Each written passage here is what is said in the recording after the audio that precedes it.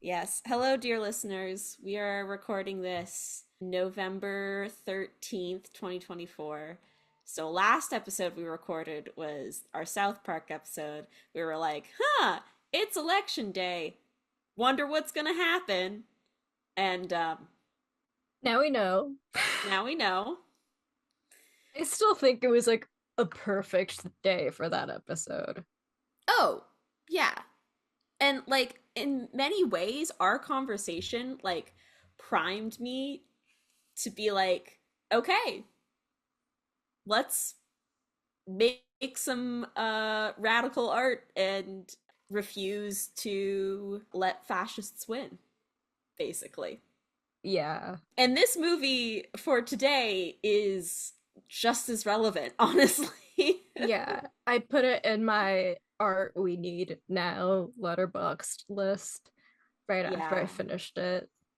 And another piece of media that I'm like not sure whether to put it in the list because I it's not exactly I think it applies. Possibly I might add it right after we record this. But last night I watched Dinner in America, and it's kind of miraculous to me since I've never been a rom-com person. I understand liking rom-coms, but I've never really liked a rom-com. But then all of a sudden this one comes by.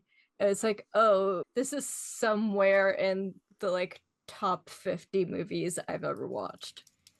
Damn. Wait, what is it about? Because I feel like It's I. basically like this ambiguous time setting somewhere in the suburbs where it's basically a rom-com between this neurodivergent 20-year-old and her like favorite musician, but she doesn't know that's her favorite musician because he's usually in a mask.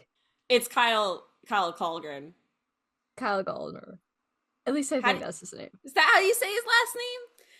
It's the guy who's also in Jennifer's That's Body that Colin. you are obsessed with. But I Yeah. still always think of him as the creep in Veronica Mars. I love how we've both been like conditioned to have different takes on his characters. Since I like conditioned to be very attached to them, meanwhile you're like, oh, the creep from Veronica Mars. I get why he's hot, and but there's something about like when you first see someone in a role and you recognize that like this is their like that's kind of the role that you're gonna have in your mind for an actor, you can't shake it. Like I remember seeing a post for forever ago, I don't know, it's probably even a screenshot of a post where it's talking about how so many people they think of like Nathan Fillion and they might think of like Mal from Firefly or like he's on Castle? Wait, which of the two crime shows was he on? Was it Castle I or think it Bones? was No, it was Castle Castle. cuz the guy who plays I do Angel is associate Bones. him with Firefly, even though I thought Firefly was fine. Yeah. Anyway, now he's on The Rookie. Ugh. Anyway, one of his first roles was the bad guy for season 7 of Buffy. And so I remember reading a post where someone was like, that's just who I think of. That's just the role I think of him in. The creepy, like, misogynistic priest, even though everyone else is like, Nathan Fillion, he's so hot. I feel like So, I'm that way with Sam Witwer since he's like mostly known for like the Star Wars animated shows, but I'm like, that's Crash Down from Battlestar Galactica. mm, yeah. Anyways, finally, a rom com that I love for the first time in my whole life, in my whole 24 years of being alive and watching movies.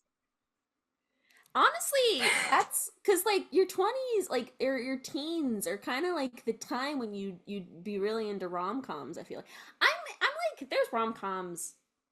I like romance movies. I'm just not more of a like a com rom com. I'm Mm, like a rom com, you know. yeah. Like for the longest time, Eternal Sunshine of the Spotless Mind. I was like, that's one of my favorite films. but that's not really a comedy. It's like, Yeah. yeah, I'm much more. I guess I gotta see this because I feel like both of us like we're more into like the sick and twisted kind of romances on Yeah. screen. Like, So I'm it's like, very cute, but it's also kind of off. And, like, mm, that's how it works. Like, it works because it shouldn't work. okay. So you basically what you're saying is that people need to recommend you some like offbeat rom-coms with Yeah. like, Although I highly doubt they'll top Dinner in America because okay. it's that good. I actually kind of haven't watched anything since last week. That's not true. The other night I had a sleepover with some friends and we watched My Old Ass, which is a new kind of coming of age. It's not really a rom-com. And we rewatched Bottoms, which is like, what a fucking good movie. Yeah. Bottoms is one of those few movies. I think we've talked about this before on the podcast, but it's just so weird and there's so few movies that are being made these days that have such a distinct style that are also like so like unapologetically just what the filmmakers want to be doing. Yeah, I feel like more clearly it's being deliberately stupid Yeah. when a lot of movies nowadays for like similar demographics, they're like unknowingly stupid. Yeah. But Bottoms is like genuinely aiming for stupid, which is why it works. I like how much of a parody and like absurd exaggeration of high school sports it is. Just the fact that all of the posters all over the hallways are just like, get horny for football. It's just it's like it's I love taking. how only one half of the stadium has people in it. Yeah, because also that's part of like the weird absurdity of like the other team is actually trying to kill them. And I like that it never tries to subvert like you said, it doesn't try to be smart. It's not trying to be like, "Oh, is there some intelligent thing where it's actually like it's all a lie?" No, the other Like, team not are just trying to be smart, but like trying to be like real for the yeah. kids. Yeah. Instead it's just like girls are horny. Gay girls are horny and punching each other is what can turn them on. I feel like that's a pretty good segue. Yeah, yeah. But here's the thing. Bottoms doesn't actually have sex scenes. Yeah, it It's a doesn't. good movie, should have had sex scenes. This movie has fucking amazing sex scenes. It's like every other scene. Yeah. I've yet to do my letterbox log, but this is like up there with Challengers and Crash as far as sexiest films I've watched this year. Yeah. I've definitely seen a lot of challengers comparisons with this Yeah. one. Their Challengers is all like all Challengers of is the another sex movie that is does not have a sex scene in it. yeah, but Challengers it makes in if Bottoms the sex is the Fight Club, Challengers the sex is tennis. Yeah. This is in Doom Generation, sex is sex. Yeah. We're talking about Doom Generation. We're talking about Yes. Gregg Araki. Yes. Finally. Is this our first like nuclear cinema film that we've covered? That's the thing is I couldn't remember how much we talked about stuff with But I'm a Cheerleader. And I don't think we kind of didn't because But I'm a Cheerleader is kind of at the end of Yeah, nuclear I cinema. think we only like dipped into it because it was at towards the end of the Yeah. general time frame.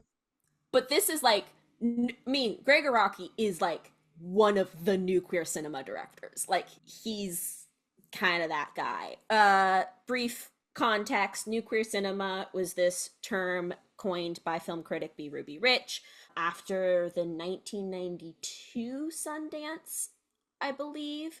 where there was The Living End by Gregg Araki, there was Edward II, there was Poison by Todd Hines, who we should cover on this show at some point. Yes, absolutely. I need Also, to get around to watching Poison. Poison's weird. I I liked just it. know that the poster is really cool. The poster's really cool. That it's like an anthology Yeah, film. it's basically three different films, and they're three vastly different stories and visual languages, but they all like thematically kind of work against each other. Anyway, I think we should cover Velvet Goldmine, personally. I think Yeah, that's what we should do. yeah. Personally, if I'm gonna say That anything. one and also Superstar, Karen Carpenter story. Oh, yeah. I was gonna pitch we should do Velvet Goldmine as our season 4 opener. That sounds fun. Yeah. You heard it Um here first. Anyway, getting sidetracked. So Gregg Araki, Japanese American filmmaker, I believe he's definitely identifies as queer or gay. He Yeah. identifies as like a gay Asian American, but he's had a relationship with women, but he identifies as gay. Anyway, he is was making movies in the 90s. He like grew up in the 80s, very much inspired by punk rock music.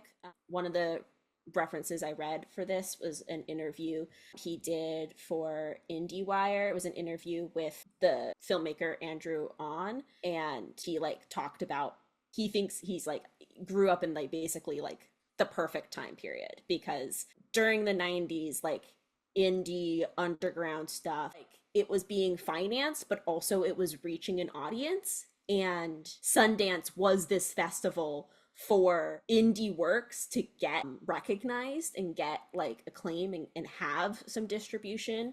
This time period was also known as when indie was actually indie. Yeah. And like when it actually had a space to flourish. Because like nowadays, a lot of the big film festivals like Sundance are known as like, this is a marketing thing. Yeah. I have so much respect for Araki as a filmmaker because he's one of those filmmakers who just kind of like he says fuck it. Like he's just like there was a quote where he said like my whole work aesthetic comes from punk rock music and that attitude of not giving a shit and doing your own thing. He just makes movies because he has an idea and he wants to have fun, and he genuinely just seems like such a cool dude who doesn't really care if you like his work or not. Yeah. There's a I really watched his fun. Letterboxd Yeah, I was gonna video. say, did you see that? Yes. It's so good and he's so adorable and he's like even the bad reviews they're like bad in a very creative way which I appreciate. Yeah. Yeah, there's a basic the letterbox review of or letterbox video of him reading letterbox reviews specifically for the Doom generation because it had a recently like 4K re-release and stuff. And he's also a filmmaker who like knows his film history, and he went to USC, I believe. Yes, he went to USC for filmmaking, and he like talks about so The Living End, which I before this I'd only ever seen The Living End, but I've watched it multiple times, and I watched it for a class specifically about like new queer cinema, and The Living End is really heartbreaking but also really like beautiful and hopeful at the same time, which having now watched Doom Generation I'm like, oh, that's this guy's thing, is that he kind of just makes like devastating films but Also really fun because I really mostly fun. just had fun with Doom Generation. Yeah, but that last 10 minutes is like, Yeah, oh. it's a lot but in a way it's also kind of fun. Yeah. So I'm like hopping all over the place, but I there's a really good video essay I watched by Yhara Zayd. Yeah, Is that how you say her name? Or that I know, video but I know essayists? what video essay you're referring to. Yeah, the Sinister and Surreal World of Gregg Araki, which is kind of a analysis is how he as a filmmaker, creates these worlds that are very they're kind of off, they're kind of dreamlike and surreal, but end up having a lot of, it feels like very real and feels very like there's an emotional truth about them, which is while she never says camp, to me That I think is that camp. is, yeah.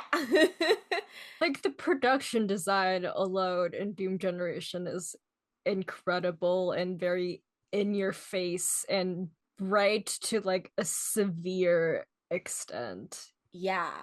So I was really excited to see this film on your list of potential things to watch because I love The Living End, and I just like wanted to talk about like new queer cinema because like that like true like indie 90s era where it's like low budget stuff where people are just like making things and expressing how they're feeling and working through all of this anxiety about from the AIDS epidemic, really, and like dealing with the Reagan era, all this fallout of being this social anxiety. I think it's just such an interesting era of filmmaking. But like, I'm curious if, since you were the one who initially like suggested the Doom generation, like, is there something about what you'd heard about this film that drew you to wanting to talk about this film specifically, or was it just seeing like stills on Tumblr or something of the art and the style? I think it was a mixture of both. I definitely wanted to finally watch a Gregg Araki movie because they feel like very my lane, Yeah. my vibe. And like this one, I do remember seeing that like it's specifically like has a lot of like apocalypse symbolism, and I believe it's part of like his teenage apocalypse trilogy. And Yeah. this is also the one starring Rose McGowan, who's like a quintessential 90s figure. Yeah. This was her debut. Oh wow. Yeah. Or at least her feature debut. Because like there's Yeah. something about her, just like the way she speaks and the way she carries herself, that is just the 90s personified to me. Like it's Mm. just that attitude Yeah. and that vibe. That's the 90s. This script is really, it's got a lot of kind of one-liners, like this kind of The whole thing crude. consists of one-liners. Yeah, and it's definitely like very, it's crude but in a way that's like witty too. I didn't write down specific quotes, but you know, it's being, I think there was one time where it was like, can you pull your head out of your rectal area? Like so it's like gross, but it's also like it's not just saying shit fuck.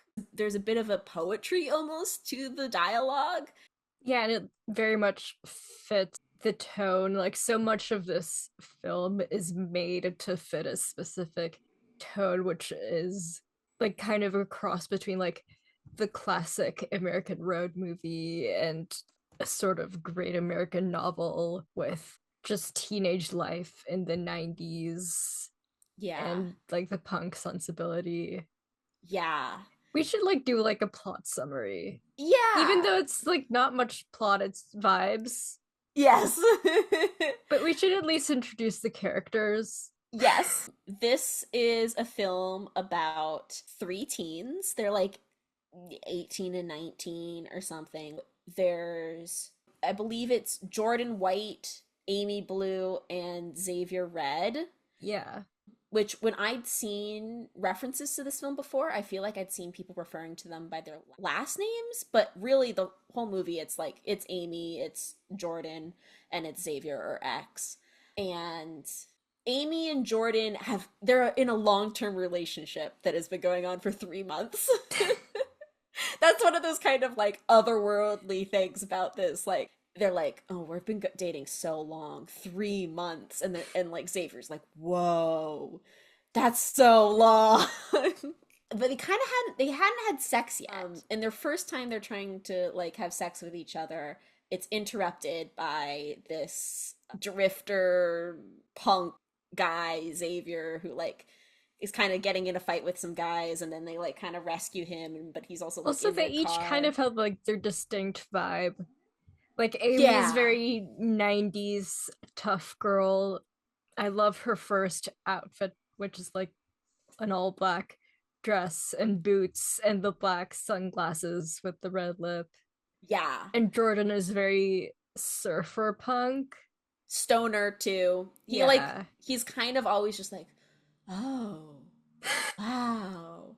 He's really wide-eyed. And he's played by James Duvall, who's like in all of the Teenage Apocalypse movies. He was kind of Araki in all the interviews I've read. He calls him Jimmy, and he's always like, kind of like, oh, like Jimmy's got like all this innocence about him, and that's like so interesting to explore. And like at least like his he's really like got this like kind of wide-eyed sweet look about him. But yeah, what would you say that like X's Xavier's characteristic is? He's like a hot bisexual cowboy. Yeah, that kind of fits. So it kind of becomes this like they're like get out of the car and he leaves, but they're both really attracted to him. And then Who wouldn't, honestly? yeah. Oh, another thing, I can't believe we haven't said this yet. So was like the subtitle of this film and kind of the marketing is that this is a heterosexual movie. As we said, Gregg Araki's gay. He makes gay movies. That's one thing that I think is also very camp about this film specifically is that it's like this is a heterosexual movie, but it's so gay. And that was just the like point. Pointing it out, but also still being gay. Yeah. It basically ends up being that like Xavier and Amy keep having sex, and Jordan and Amy are having sex. Xavier and Amy are having sex. And Jordan and Xavier never have sex, but they keep like they're always so, like eyeing each other. They're eyeing each other. There's that one scene in the first motel where Jordan is sitting on the floor and X is on the bed with like his head back, and they're so close to kissing. Oh, they're inches from kissing multiple times. May I have your order, please? Give me the slop-a-rama belly buster, no onions, a passion fruit slurpster, and a side of curly Q fries. I'll have some barbecue beef chunks, some fried cheese balls, and Avion.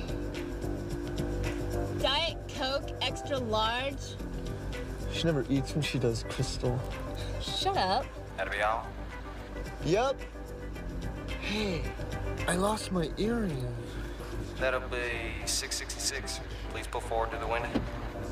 Jordan, I'm sure we are like in a total predicament and you're worried about losing a fucking earring. It's got sentimental value. My mom gave it to me when I finally passed Algebra Trig.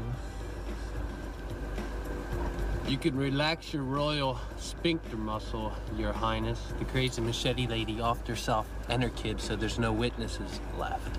What? They're all dead. It was on the news. You are so full of sheep excrement, it's not even funny. I saw it on TV, so it's gotta be true, right?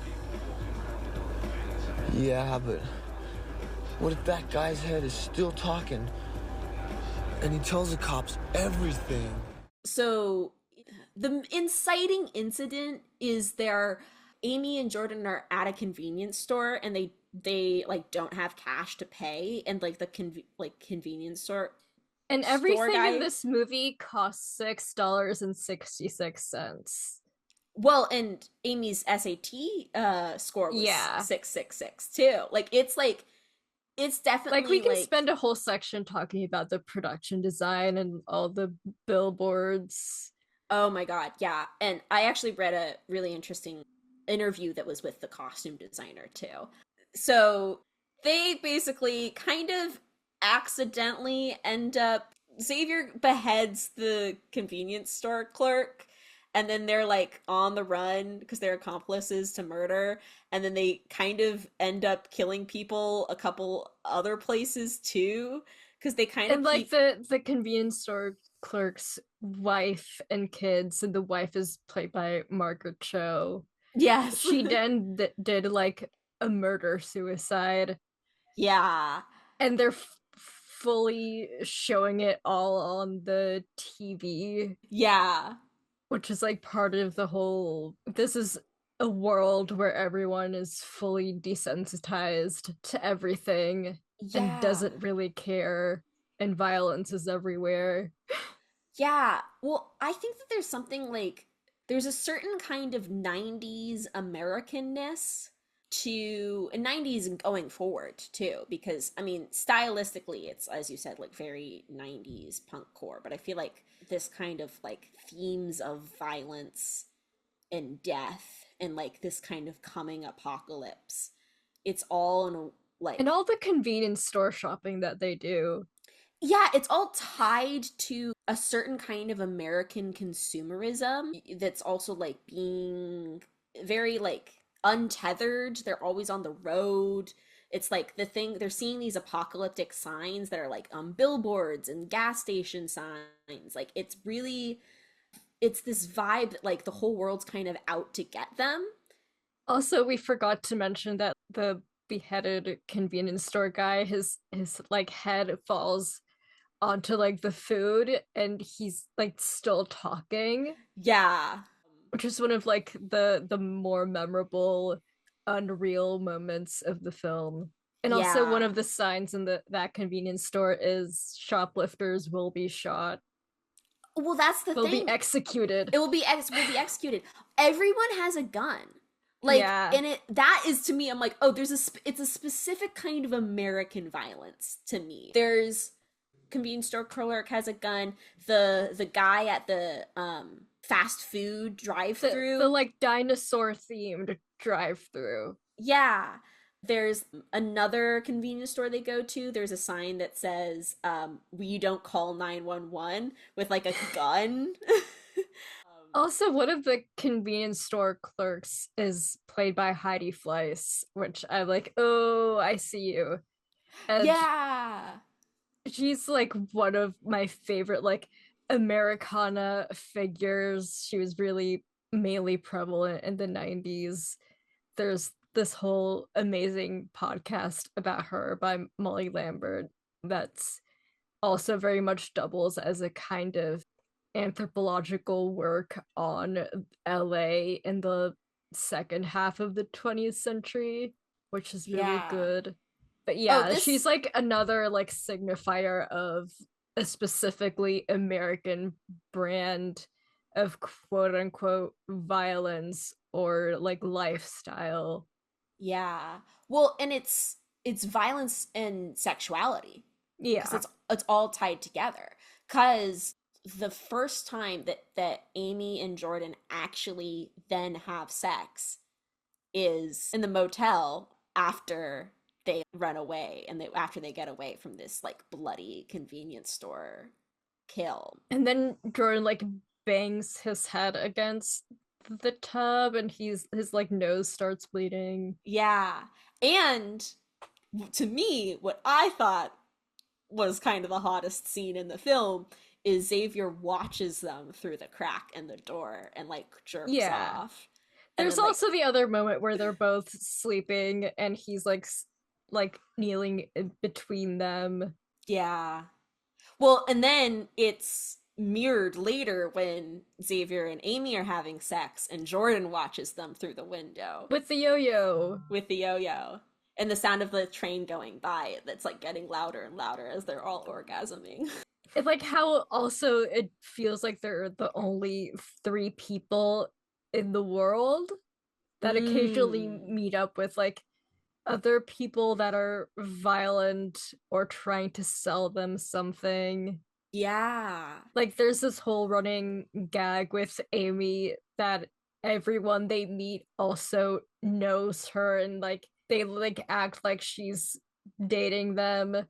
Yeah. And she has no idea who they are. Yeah, because it happens like 3 times, right? 3 or 4 times. Yeah. One of them is Parker Posey, which is really fun. Yeah.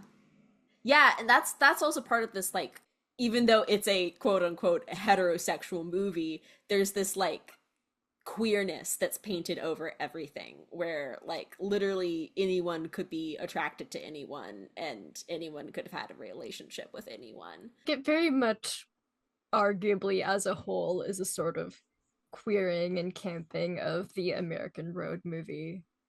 Yeah. I mean, that's also, I will also say that The Living End is also about two gay men who go on a road trip after killing someone. But that movie is, there's something a little bit more, there's a harder edge to that movie, I think, because in The Living End, they're both HIV positive and they're like very much grappling with like trying to figure out like how to feel about what is basically they know like they're gonna die, and they're like surprisingly sweet. Also, wait, in The Living End their names are John and Luke after Jean-Luc Godard. Oh. Yeah. Like, in a way that kind of is still present with the characters in this film, since like a lot of it feels like they're trying to escape this world, and they also have like this sense of foreboding. I think it's Amy who says it, maybe, that like something really bad is going to happen to them. Yeah, and that's, so we should probably say what the ending of the film is, because there is this like feeling of this like threat that is coming and you're not really sure what that's gonna be. If it's gonna be, maybe like I was thinking maybe like, oh, is it gonna be supernatural in some way, because there's this like repetition of 666, and when the news anchor is like describing like the killing of in the convenience store, they're like, Satanists probably did this. But and like for a while you also might get the vibe that like the police are gonna get them, since like they're on the news, and they keep being the recorded by earring that Jordan store. had was like left at the convenience store. Yeah, and like then you keep like every time they're going into a new gas station, the security cameras like keep capturing them. But it ends up being one of the, maybe Amy's exes. It's kind of unclear whether these people actually know her or they're just like, they think they know her. And it's part of the unreality of like all the characters they interact with. Yeah. 'Cause it's like, are these people even real anyways? Yeah. But they basically, because they're kind of, for like when they're in this record store, they're also harassing Xavier a bit. And then so it finally there's a threesome. Finally they all like have this moment where they come together, because like first Amy's having sex with Xavier and then she's having sex with Jordan, but then Xavier comes in and they're all like three basically. It's this kind of beautiful like weird trippy sequence where it's all like under this like red lighting, and then Amy gets up because she needs to go pee, and then like the lights cut out, or because it was lighted by a fire. It's from a fire. They're like in this abandoned warehouse. Yeah, and the guys from the store come in. The main one's name is George, which I'm just now realizing probably like George Washington. Maybe not, but that's where my mind went to. And they say some homophobic things to Jordan and Xavier, and they like tie them all up. They tie up Amy on an American flag. Yeah, they rape her on an American flag. And they have like swastika body paint. Yep. And they're like singing, they're playing and singing along to the Star Spangled Banner. And then they kill Jordan by chopping his dick off. And they assault Amy with a statue of the Virgin Mary. Yep. So Amy is able to wriggle free, and she and Xavier basically, it's kind of implied they kill the guys. Yeah. The whole thing is like done like the light kind of, it's like blinking, and so you're it's like stroby. Seeing... Yeah, it's you're like nightclub vibes. Weirdly. Which is like, yeah. But I also kind of, it's almost this like, you don't really see all of what's going on, which in Yeah. some way kind of makes it more. Like at the beginning of that scene, it's completely dark. You only hear things. Yeah. Like the fact that you can't see it both makes it more palatable and more disturbing at the same time. Yeah. And Especially considering how the rest of the movie is very bright and in your face and unrelenting, and all of a sudden you can't see anything. yeah. The final line of the movie with Xavier and Amy are just like driving in the car is he's like, "Do you want some Doritos?" Yeah. And it's, I don't know, it's just so interesting because to me how I interpret it, I'm like, oh, the apocalypse, like this like threat that was coming is this kind of macho American patriotic bigotry. And it's also a continuous event. It's not like the Yeah. usual idea that we have of the apocalypse, which is like a singular event that has a start and end point, usually does not last very long. But with the Doom generation, it feels like the entire film has been the apocalypse and it will continue on after the credits. Yeah. And I think in that way, that's where the hope is because it's like, oh my God, like this is this really dark and violent world. And each of the three characters are responding to it in their own way, where Amy's just seems kind of like over it all and fed up and just being like, oh, I hate this. And Xavier kind of doesn't really seem to care, where he like almost embraces it because he's really violent and he like tells them about how he like his first kill was a cop, like a parking like traffic attendant that he like kind of describes like kind of brutally killing her. And then there's Jordan, who is really kind of in some ways like he's just kind of like he keeps asking like, what do you think the purpose of like what's the meaning of life, like what's our purpose? And you could maybe say he's naive, but he also like seems to just kind of have this like hope, or there's this possibility to him still, and which probably is why then he's the one who's killed. Yeah. I think it's interesting that you read it as hopeful, because to me the ending is kind of, at least how I interpret it is how like they've kept trying to escape this world, but they're not going to. They just have to keep living in it no matter how horrible it gets. I mean, I do read it that way, but I also read it as they are able to find happiness in each other along the way. But it's also like kind of like a commercial happiness, because like it's, do you want some Doritos? Again, with like the classic American fast food that we keep seeing in this movie. Yeah. I mean, I think this is one of those films it's so great because it's all of this imagery that is really up for you to interpret and like have your own feelings and takeaways from.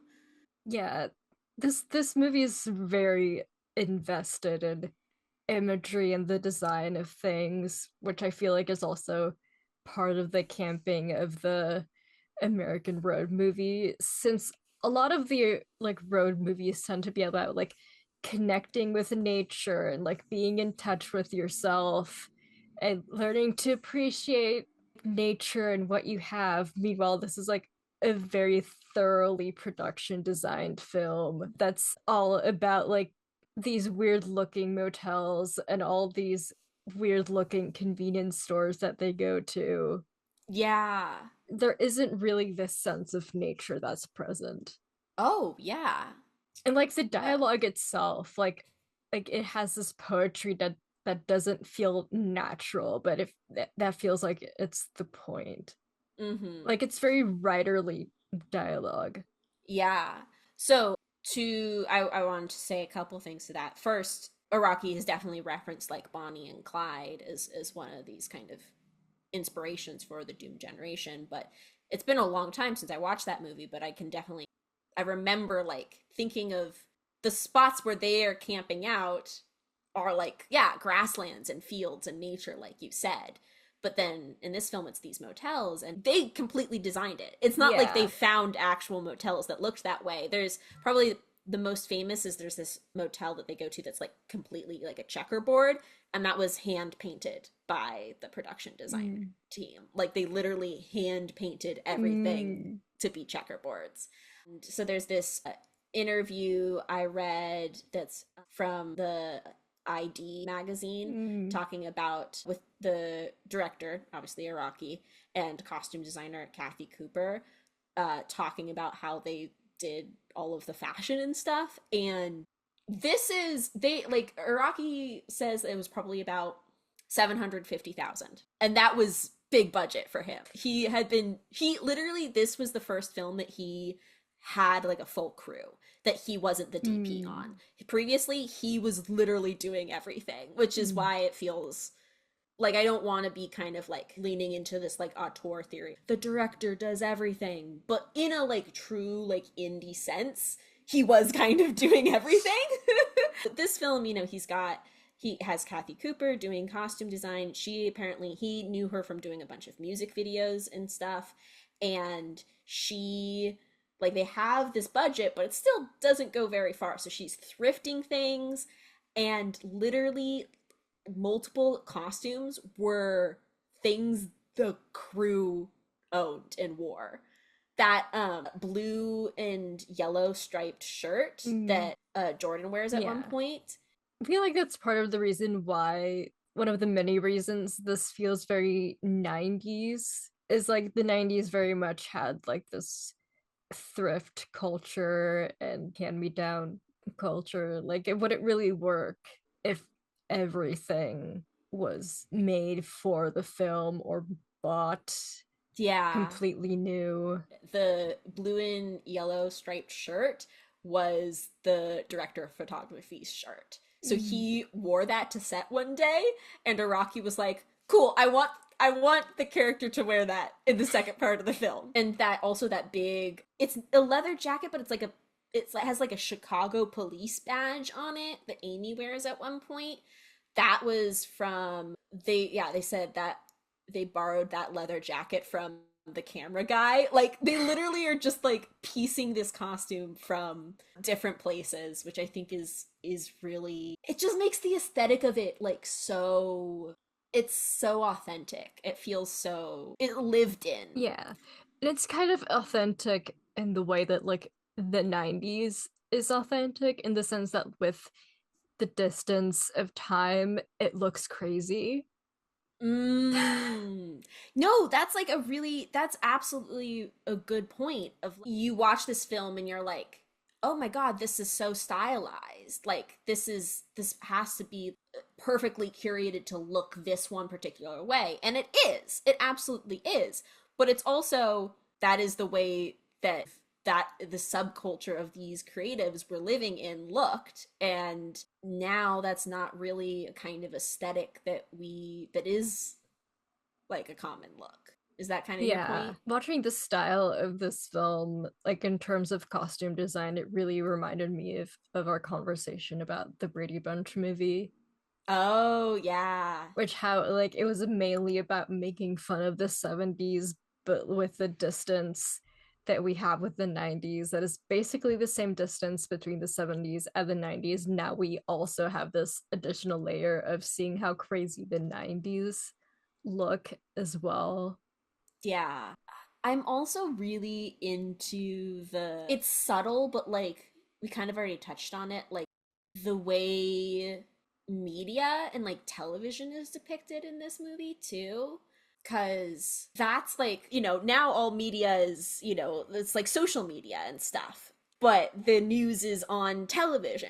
And even before they see the art, you know, this news report about like this bloody cashier checkout situation, I'm like stumbling over how to phrase it. The inciting incident. The inciting incident. Before the inciting incident, when they're actually at the gas station or whatever, there's the kids and they're watching TV. I don't think we actually, do we see what they're watching? I know, but there's at least a vibe of like there's a TV somewhere Yeah. in that room. And there's something, I don't know, there's something about, it's a half-formed thought, but like they're kind of these kids and they're watching TV, and then there's this like violence that is like being threatened with the gun being pulled out, and they're kind of like not really fazed by that, and they're like still watching their TV. And then the fact later, then we like see the bloody aftermath on television too. There's something there, I feel like, about like how media kind of gets us desensitized to violence. Yeah, and there's also the scene when they like briefly encounter Parker Posey's character, which is at this arcade that's also very tinfoily and aluminum-y. Yeah. So they get like in this big fight with her and this other guy, and it's all intercut with, at least the vibe is very Street Fighter. It's like a Street Fighter knockoff or something. Yeah. Yeah, it's basically highly connected to video games. Yeah. And they gave Parker Posey a sword, which is fun. And then they end up killing that like weird, is he cowboy themed? He's just kind of a weird goon. And I mean that in the sense of like thug, a weird thug. Anyway, they kill him by stabbing him through the dick with a sword, which is iconic. And then Parker Posey in a close-up goes, "I'm gonna find her and I'm gonna kill her." Yeah. She outslayed Liam Neeson. Doesn't that concern you in the fucking least? Cool. Kitten! Kitten, is that you? Oh, God. Don't you recognize me? It's me. Randy. It's your eternal love slave. Your slave. Look, lady, I don't know who you are, but Has this guy shot you full of dope and brainwashed you like all the others? You're high, aren't you? You okay? It's me. It's me, honey cake. It's me. I know it's you. I can smell your perfume. Get your fucking clammy hands off me, you crazy bitch! Go. He's kidnapped you, right? And he told you he'd kill you if you acted like you knew me. Oh my God, don't fret. Don't fret. Randy's here. I'll save you from this heathen. I'm gonna lop his dick off like a chicken head.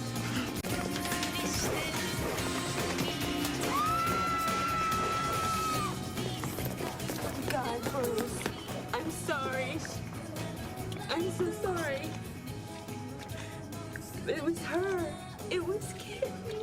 I know it was her.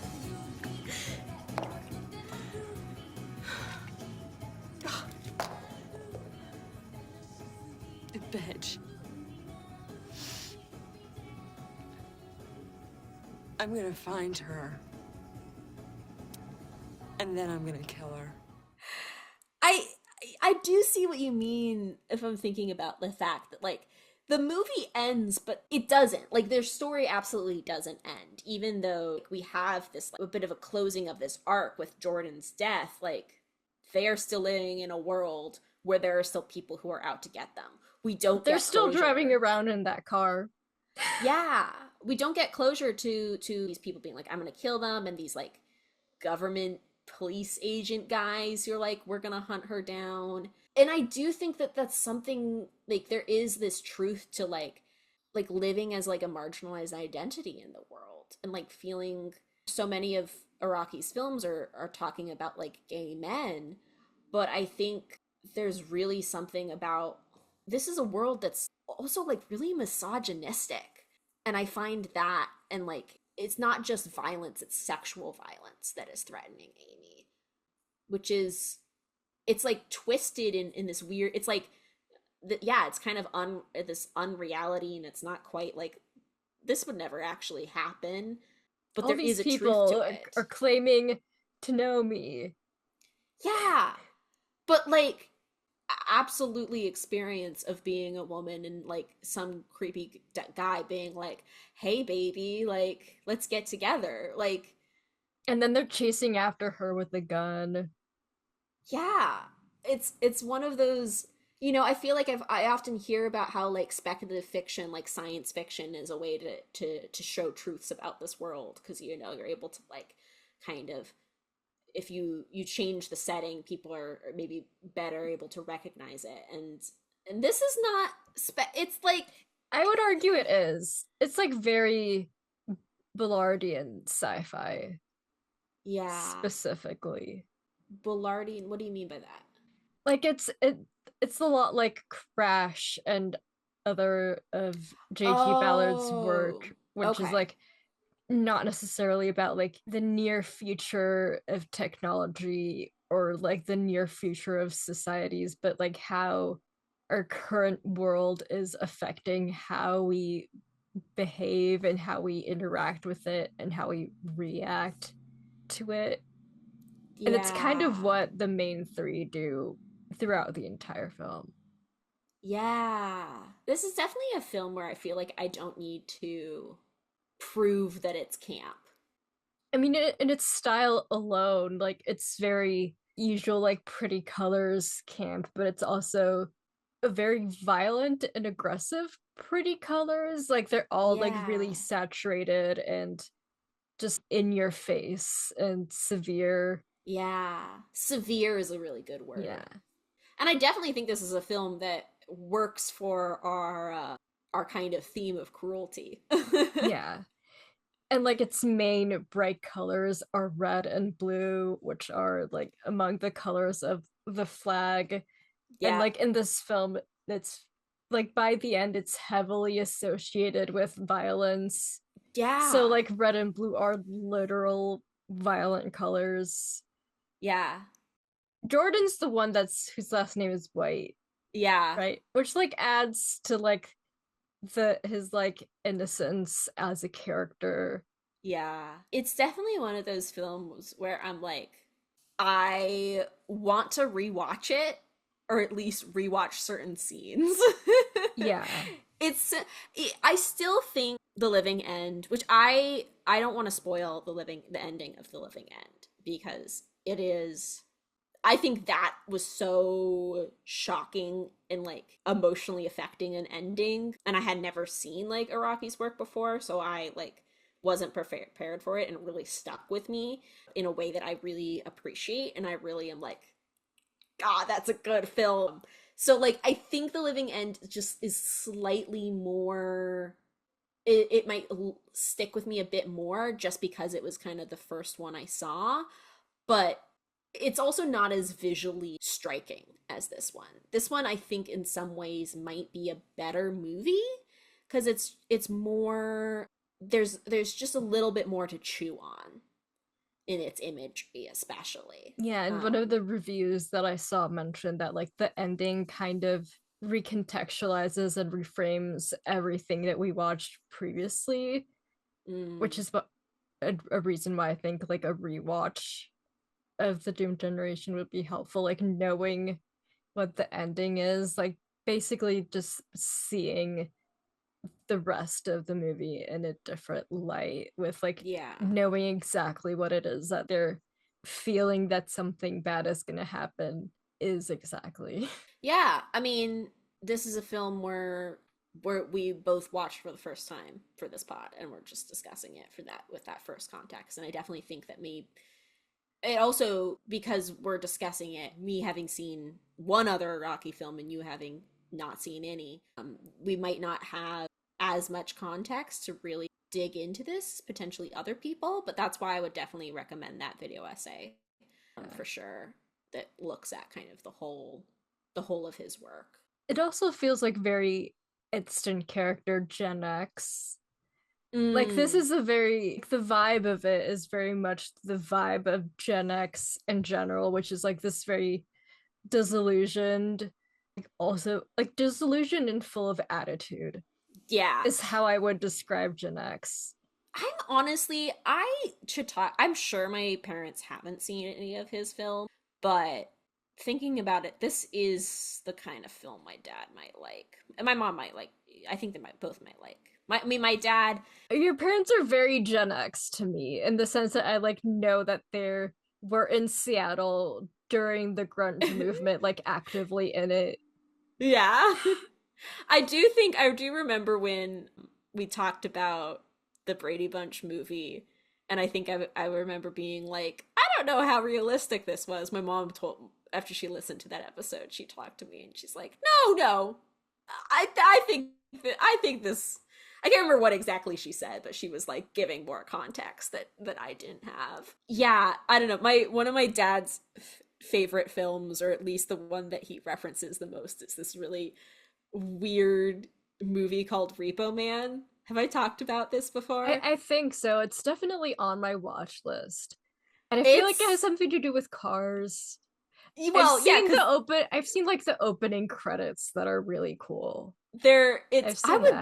I would love to watch it with you, but I also for last Christmas I got my dad the Criterion Collection version of it. But yeah, it's about cars in the sense because they're repo men, so they repossess cars. But it is, just so you know, it is a sci-fi movie, which I didn't know until I watched it for the first time. My dad had been referencing it for years, as long as I can remember, and then it was like, oh wait, this car that is like kind of the central thing, there's like a weird alien baby in the back trunk, like. I just find Gen X so charming. Yeah. Under-discussed generation. Yeah.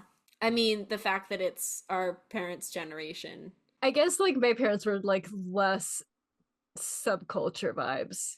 Yeah. Yours. Like, yeah, because the 80s was very much like the vibe of it was very like monoculture. Yeah. Meanwhile, the 90s, like as we see through the Doom generation, it's very much about subcultures and not wanting to be a whole monoculture. Yeah. This entire film seems to be about Gen X and like its place emotionally in the world, which is like interesting to look back at, since I feel like our generation and younger feels like it's way worse now. So like in a way this movie might be more resonant with us, but it also might be us going at them like, oh, you thought that was bad. Well, that actually reminds me of a quote from Araki. He was asked basically, how do you look back on the 90s with fondness? And he said, so this is kind of a long quote, but quote, I look back on it with pure fondness. Maybe every generation like this, but things are so fucked up right now. With Trump and Roe v. Wade and all the fucking shit, the 90s seem so innocent and utopian. I mean, there was bad shit in the 90s. I mean, The Living End came out of the Reagan years and AIDS and ACT UP and all that stuff. So there was definitely bad stuff. But the level of shit now and all the disinformation and chaos of the post-Trump world, Trump world. It made me so nostalgic for the 90s. I feel like it was such an There was always time. like a question mark of the Biden years of whether it actually was a post-Trump world. Now we have confirmation that it wasn't. This interview was 2022. But yeah, he basically is just saying, felt like such an innocent time and such a great time to be creative and be an artist and express yourself and not to have to worry about DeSantis and the Don't Say Gay law. In retrospect, it seems better, but it just seems really gnarly today. So, and like Gregg Araki was like more or less our age when he made this film. Yeah, we can't do that now. Well, and I think unless we somehow manage to get really good funding and manage to get a really good distributor, this is not happening. And that is absolutely the thing, is that I think we can, like, there's absolutely the desire to tell these kinds of stories, but the kind of like infrastructure is not there. And like we can definitely write the script. It just likely that's the end point. But at the same time, he points out in this interview that like before the 90s, you know, John Waters was breaking a path for underground stuff. Araki says, quote, there was no Sundance when Pink Flamingo came out. Yeah. we kind of need to go back to square one. Yeah. And that's frustrating, but there are people who've done it before. Yeah. And I think we can. Like, I am not gonna give up hope because, I mean, I also was raised on, I watched a fuck ton of YouTube. I still do. But YouTube is not the place for, like, indie filmmaking and web series anymore, unfortunately. But I did see that there were creatives who were making the movies and making the art that they wanted to, funded on really low budget and distributing it for free online just because they could and they wanted to. And it's like, okay, yeah, like YouTube, various like things have, the algorithms have changed, there's been more restrictions, but I really am curious to see if there is a way to try to push through the algorithm and try to use different platforms to reach an audience. And I do think that there are outlets, there are platforms that can fund community fundraising and stuff with Patreon or Ko-fi or all these different things, like GoFundMe and Indiegogo and stuff. Like, there are projects that are being made, and it's different, but I don't know.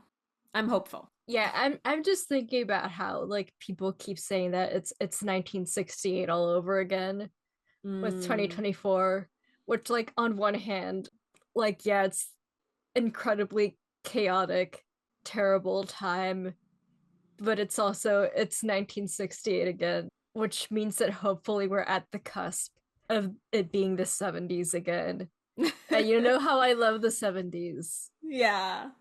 The 70s was a golden age to me. Yeah. Let's cross our fingers. Let's not just cross our fingers. Let's work with our communities and the people that we know who are producing stuff, who are releasing stuff. And let's actually watch and study films like the Doom generation. Because, like, before I forget to say, one of the things that really resonated with me about it is how aggressive and mean and in your face is as a queer film, which we don't get to see a lot of nowadays. Because like, it kind of has fully swung to being as films that are like as sanitized as possible to reach the widest audiences possible. Yeah. Which kind of creates like a vacuum for films like Doom Generation and other new queer cinema films. Yeah, and not just in your face about its queerness, just its sexuality, its horniness. And yeah, maybe it probably does say a lot that we were like talking about, like, ooh, bottoms and challengers, but they don't have sex scenes. And like, it's not just the sex scenes, it's like the whole film is just unrelenting in every way. Like, the dialogue is unrelenting, the violence is unrelenting. We don't really see that nowadays. Let's fucking make those films, baby. Yeah. That's why it's on the Art We Need Now list. Yeah. This is really good. I love this combo. Is there any last things that you want to share? Any, like, visuals or any things that you want to be like, let's, before we forget, mention this? I love all the billboards. I think it's a Jesus on the, I think it's the mirror on the car. Yeah, when they're at the beginning, when they're at a club called Hell, and then they're like, do you want to go to heaven, and they're having sex in the car that has the Jesus. Yeah I love that X allegedly has a tattoo of Jesus on his penis. Yeah, God, we didn't go into that, but like the way that like religious imagery is tied to everything is so, there's so much. There's like, there's so X many does layers. get like referred to as a demon. Yeah, And like, there's like this kind of like weird demon energy to him. Yeah, I think it's fun how Amy has on her knuckles, it's like drawn, one hand says kiss and the other says kill. Yeah. which apparently was in the script. And also, in a way, like, to add to Gregg Araki's, like, film school background, it feels like, to me, I immediately thought of Night of the Hunter. Same, Since, absolutely. like, all knuckle tattoos in film lead to Night of the Hunter. Yep. And not just tattoos, like the rings in Do the Right Thing are directly a reference to Night of the Hunter. Yeah. Oh, also, another thing we haven't mentioned that I can't believe we haven't. Gregg Araki was heavily inspired not just by punk music, but shoegaze music. Yeah. And one of the like filmmakers who's doing that now is Jane Schonenberg of I Saw the TV Glow. And I noticed, I don't know if you did, but ever since Romeo and Juliet, I like stay through the credits of these things. I think I heard that it said buy the CD. No, at the end it literally says go out and buy the fucking soundtrack. Which you can't really do anymore, but still, music is absolutely a part of this film, and I love that not only is it about supporting the filmmakers, like filmmakers are like support the musicians who inspire our art. So I was wondering if you had like anything else to say like regarding new queer cinema, like knowing you took that course in undergrad. Oh wow. I mean, so if you can remember anything from I couldn't find, unfortunately, I couldn't find the essay that I know I read it. I know I downloaded it at some point, but the essay by B. Ruby Rich, where new queer cinema is defined. But one of the things I'll always remember from it is that all of the films of new queer cinema are, many of them are grappling with death and mortality, because of coming from this political environment where so many people died because there was this bigotry and homophobia in the government, and so there wasn't this like support, and all of that anxiety is in these films. And often I think that's to me that's like an era that I'm really interested in, because I think that so much of that anxiety is in our current political climate.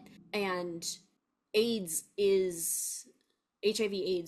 was absolutely like still is this disease that is associated with sexuality. And I think we currently have, there is this kind of decrease in sexuality and sex in media, and that comes with this rise of conservatism and fascism. And we have also this pandemic, and we have this health crisis going on, and it's not as like tied to the sexuality because it's airborne illness rather than like from exchange of fluids. But there's still a sense of isolation. Yeah, and there is absolutely historical links to pandemics and rises of fascism, because I read this thread talking about basically if like people are encouraged to think only of themselves and instead of community care, then but I don't know, as we just, talked about, like the actual landscape of producing media is so different now. But I really think that there is so much inspiration could be taken from the way stories were structured in the 90s, and being unapologetic and existential. And I think there is room for films that are just having fun or just like being stupid, as we said with Bottoms. But I also think that to like have something that is unapologetically queer can also come with a lot of thoughts and feelings about personhood and identity. And honestly, if there's any piece of media that did that from this past year, it was an Interview with a Vampire. Yeah. So maybe our hope's in television. I don't know. Yeah, the television landscape is like not very good either. Yeah. With like all the cancellations and the seasons getting shorter.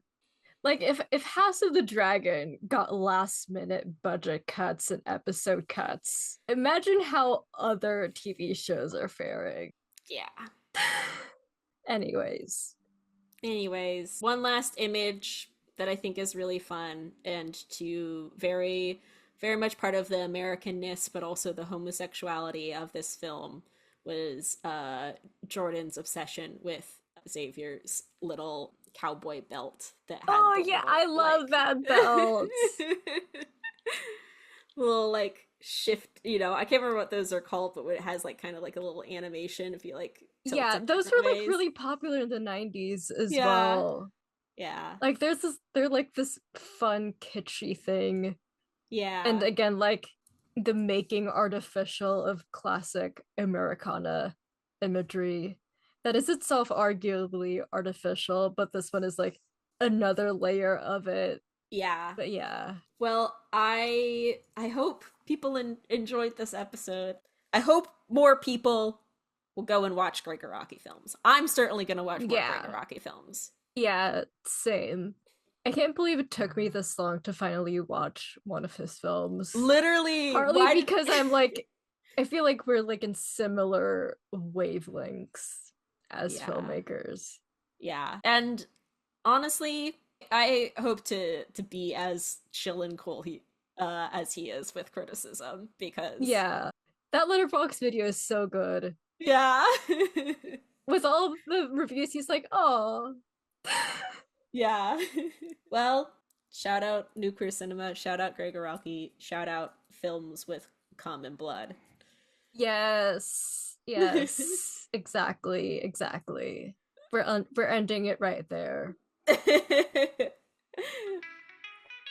I have been your co-host, Saffron Hefta-Gaub. You can follow me online everywhere at Gaub Hefta. And I've been your other co-host, Fabiola. You can find me on Instagram at Fabi0LAHH and on Twitter at Fabiola_Liaño. Our theme song that you're bobbing your head to right now is by Harrison Lurie. Give us a rating on Spotify and a review on Apple. Thank you to our patrons, Nicole Veneto, Jose Liano, and Pericles Sparrow. Please check our episode description for additional links and citations. Thank you so much.